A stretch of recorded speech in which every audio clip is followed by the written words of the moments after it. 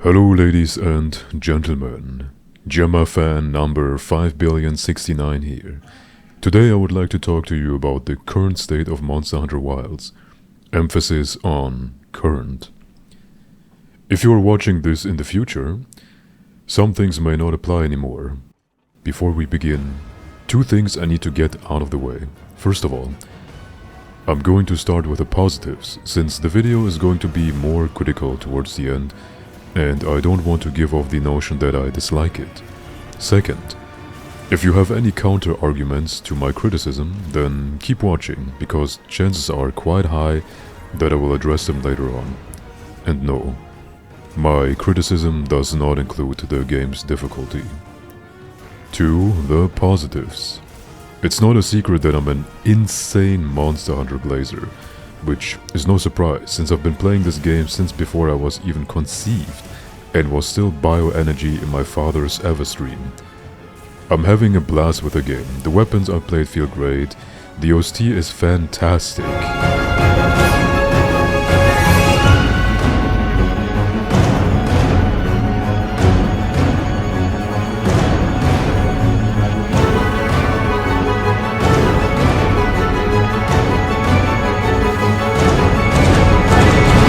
Combat is very fluent.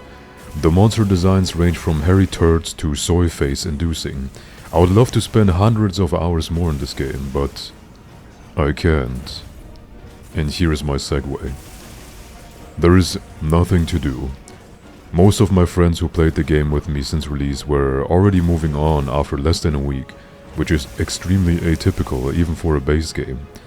It's a bit different for me since I can theoretically get infinite content out of a Monster Hunter game, but for the normal consumer, there is not much to do after you've seen the entire roster. Deco drop rates are very generous. Unless you super min-max, you won't need to farm for Artian weapons for long, if you want to touch them at all. Even if you decide to 100% the game, it can be done casually in less than 50 hours of playtime if you feel like doing it on the side. The measuring stick that I'm using is specifically for Monster Hunter. I'm aware that you can count yourself lucky to get 50 hours of content out of a ton of any AAA manure these days. But for Monster Hunter, 50 hours are rookie numbers. When I'm saying there's not much to do, I specifically mean those who go beyond the rolling credits, beyond the one and done. Not the consumers, but the monster hunters. Lack of monster variety is not the issue either, but the lack of goals, the lack of quests. After HR 50, there are no quests to unlock. Clearing every single mission in the game also does not unlock anything. No special gear to farm, no secret monster waiting to be unlocked. You can't even refight the final boss. But I'm getting ahead of myself. As you can maybe hear, my criticism stems from a standard that was set by the franchise itself. It's like visiting your grandmother, expecting her to slide you $100 bill, because she always did, and then, all of a sudden, she hands you her soiled underwear instead. Obviously the nothing to do will change, and 2 years in the future you can obviously look back at this section and scoff, but the way it is right now, there's jack to do. At the moment, this game is Arcveld Simulator, either for Artian pieces or decos. There's also a strange lack of challenge or training quests. These quest modes alone would offer a ton of new rewards and quests, without needing to wait for an expanded roster. It's also strange that there are no multi-monster quests at all in this game, minus the very sparse duo quests. With how fast monsters die, I doubt that they did not believe in us not being able to clear any quests with 2 or new monsters. So even without additional monsters, you could create tons of quests.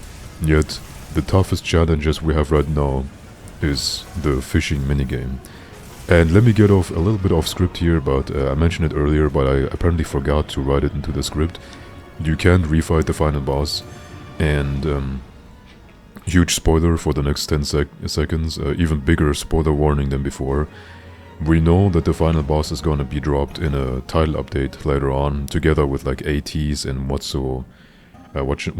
The issue is that, as I said earlier, the monster roster usually isn't very important, but we don't really have raids or huge monster fights in general in this game. The only monster that kind of counts is Jindahat, and the only reason why he lives, quote-unquote, so long is because he's separated in phases. Like in the first area you can only do like 10% of its HP, the second phase it's around the same, and only the last phase is like half HP left or something like that, so he feels a little bit tankier. But he doesn't really have that much more HP than, let's say, Arkveld. And having Zoshia be locked months in the future and us not being able to refight him again is a huge bummer. They maybe wanted to save him, or maybe it's gonna be the same thing like with Rise, where the game isn't finished, where they just drip feed us the rest of the game later on, who knows. But yeah, let's go back to the script. Now onto an issue that has been haunting us since the demo, and those are the technical issues. My game crashes each time my controller disconnects. A friend of mine blue screens consistently if he dares to skip Gemma's crafting scene, and someone else swears that each time the couple in the apartment above him argue, he drops frames. There are more egregious examples by others, like the origami monsters, and falling through the planet, the game not booting at all, and so on and so forth. These will hopefully be fixed in the future, but this is not where the technical issues end. They snake themselves into gameplay too. As of writing this, a lot of skills are broken. Either they don't work properly, have worked, but then were broken by patches. Why this isn't prioritized, but instead patching out farming methods for points is baffling to me. What personally annoys me too is the confusing and convoluted menuing and UI. Did you know, for you to see your status, which reflects your buffs and not only your equipment stats, you need to do some menuing, which makes no sense at all to hide it. Personally, for me, it took me 70 hours or so to even know that this is an option. I just thought they just simply removed it, and there is no way to see your HP after you've eaten, after a skill proc, after eating a might seed, and so on and so forth, which is very jarring to me. There are 3 different ways to check your gear and skills, but there is no way to check what food skills do, which is not only bizarre, but makes it impossible to know what those new food skills do if they are worth pursuing, unless you do a huge amount of trial and error. A lot of equality of life has been stripped from the game too, for seemingly no reason. One of them, for example, is the ability to abandon quests. Return quest makes you lose your items that were expended during the hunt, which, coupled with the atrociously slow farm, quotations, makes me grind for materials in the overworld at a snail's pace more often than not. In older games this would have not been an issue, but as I said earlier, standard sets, if you can't keep them up, then of course you're gonna get disappointed. Now onto the monsters and the combat itself. It's really obnoxious that monsters immediately try to leave as soon as they're weak, some spending more than 2 full minutes either flying, crawling, swimming, or running until they reach their next destination. This together, with their frequent leaves in general, breaks the flow of combat, and monsters leaving every 2 or 3 minutes was said to be unintended behavior and will not be so in the full game.